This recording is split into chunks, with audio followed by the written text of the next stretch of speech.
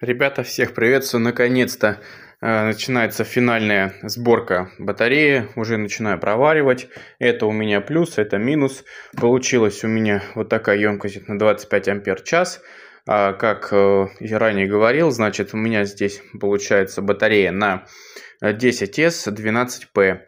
В общем, средняя емкость получается 25 ампер. Ну, сейчас, в общем, провариваю.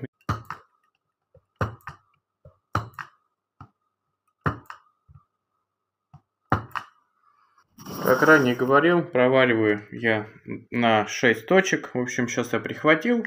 И потихонечку можно дальше уже делать.